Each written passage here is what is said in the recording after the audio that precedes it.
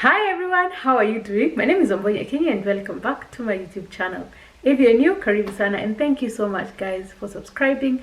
Thank you for supporting my channel, and if you haven't subscribed, kindly subscribe.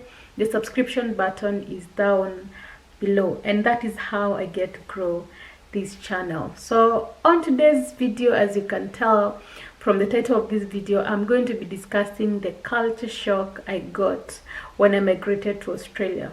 For those who are new, I am Kenyan, born and raised in Kenya. I migrated to Australia almost 5 years ago now, and I live in Melbourne. So yeah, let's get into this video. The very first thing that shocked me is how different Australian and Kenyan cultures are. They have very few things in common. Let me tell you, you move here and you find another different world from what you're used to.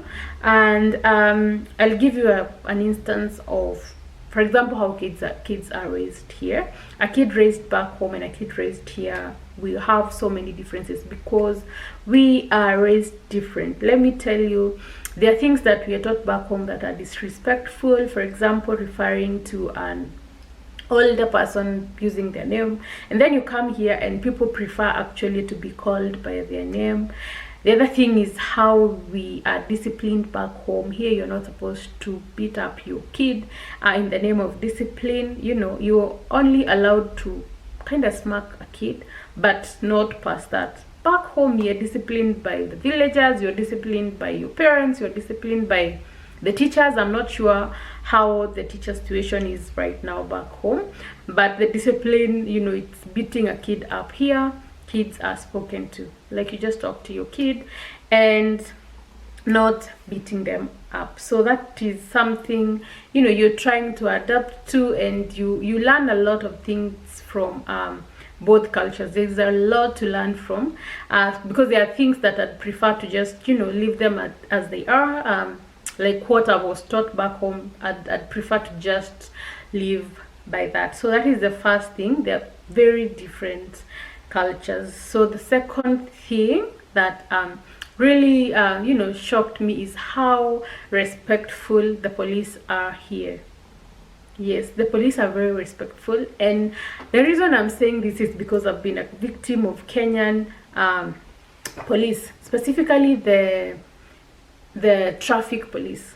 Okay, those people can harass you really bad, but I found that in Australia police don't even deal with you. Like if you're caught doing something wrong, for example a traffic offense, you're speeding, they just pull you over, you're given your ticket, and you don't have to deal with the police. You just have to pay your ticket or do whatever it is that your offense says that you have to do, if it's going to court, if it's, you know, if they're taking your license.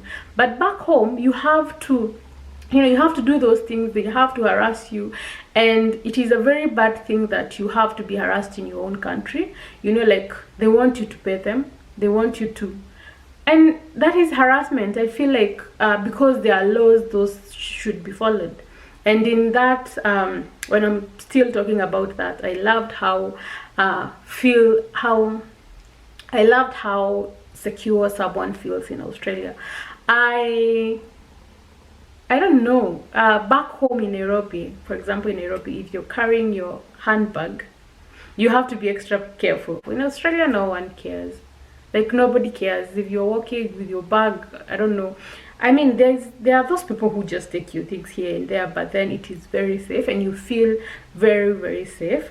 And in case you're not feeling safe, there's the police. You can just call 000 and the police will be there as soon as they can. So that is a very cool thing that we don't actually experience back home. But I know this is a first world country, but you know, that is something that I'm enjoying, feeling safe. More so as a woman, sometimes we don't feel so safe, but here it is better. It is better than back home. So yeah, that is another thing that really, you know, shocked me. It's a shock. So the third thing is that in Australia most people use their ATM cards. So you use your Visa card, the bank card, yeah, so yeah, whatever you want to call it. They normally do not use cash. Like, people don't walk around with cash. Even if you're paying something worth $1, you just pay using your card. You do not have to walk with cash everywhere. I know there are some places you can pay with card in Kenya, but not so many places. For example, I don't work with cash right now. I have zero. Like, if someone wanted me to pay them cash, I wouldn't have the money. So that is another thing that it's really cool, because then you don't have to, you don't have to go withdraw your cash and all that. You just have to, tap, and you can even use your phone. So it is a really, really cool thing. The fourth thing that I found different is the fitness culture of the Australians. So here, people wake up to run. Here, people wake up to go exercise. There are so many gyms. People walk their dogs in the morning, and all that. But then back home, if someone saw you, I know there are suburbs where people walk. There are the who's and who's who walk. But then back home, if someone saw me walking, then that is a really big deal. Why are you walking? Why are you running? Who is running after you? And then we don't walk dogs. Dogs walk by themselves. So that is another thing that I found. I found very, very different when I moved to Australia, because in the morning at 5 a.m. when I'm going to look for work, someone is running, and I didn't understand why they were doing it. But right now I understand, because I try to walk when I can, maybe once in a year, and it's working out really great. So yeah, the fitness culture here is out of this world. People run for no reason, people walk for no reason, and people walk dogs. I'm still getting over it, like, I have to get a dog and walk it. So that is something which is very different from the culture back home. Back home, we just let dogs do their thing, and they give us security. So yeah, that is another thing that really is different here. The fifth thing is how expensive the ambulance is. This is something that really disturbs me because you're told that, I am not even, let me not joke about this. The ambulances saves lives. Like, it's a very good thing that you can call and they're there, and you can be rushed to the hospital if you're sick. So that is a good thing. But then how expensive they are, it's ridiculous. I know even back home they're expensive, but in Australia, a trip to the hospital is not less than $800. If you're going by past 10 kilometers, then you start paying per kilometers. How is that even cheap? My friends and family knows that if I'm sick, please use an Uber or taxi, or use your car to take me to the hospital. Because it is expensive. It is expensive for something that is not serious. Just take me to the hospital by using your car or something. Just don't call the ambulance. But if it's an emergency case, you just dial 000 and they're there as soon as they can, and they save lives. So it is not something that I'm saying that I dislike. I'm just saying it is expensive. The ambulance is expensive. I used to not think it was that expensive until I found out how much you pay for that trip. So it is not something that you just call. If you're feeling like you can just use your normal car, or the hospital is near, just use your car. Because people come here and maybe you don't know that you pay for the ambulance, or they are expensive, and then the next thing you know is the bill that hits you. It is not funny. So that is another thing that I found really different. I'm not sure about the Kenyan rates, how you pay the ambulance, but I'm just saying that it is very expensive here. The fifth thing that I found very different here is how dignified labor is. So in Australia, it does not matter what you do. There are some jobs in Kenya you'll be asked what you do, and you'll hesitate to tell someone what you do. In Australia, whether you're a cleaner, for example, whether you're a butler, whether you're a caterer, whatever you do, people just say, it pays. Whatever you do, whether in Australia, it does not matter, as long as you're earning money. And the fact that they have a minimum wage here, all jobs are dignified, because it doesn't matter what you do, you still get a very, very good pay, and a pay that can sustain you and your family. So I love how you don't have to be ashamed of what you do, and that you can talk about what you do. You can be proud of being a cleaner, because let me tell you, these labor jobs, they even pay more than the blue collar jobs. Okay, the white collar jobs, sorry. So it is a good thing, and it's different, and I hope in future we also back home can learn not to shame people for what they do, and appreciate people, because we need all people in these fields. Like it takes the village to make something work. So that is another thing that I found different, and I love it. So the sixth thing is Australia is a DIY country, so you do it yourself. Like most of the things here you have to do yourself, so you better get used to assembling your furnitures, decorating your own house, fueling your own car. I hate fueling the car. Back home you just sit in your car, they fuel your car, you pay, and then you go. Here you have to go park your car, fuel your car, then go pay. I don't like it. And not because the snacks at the gas station are overpriced.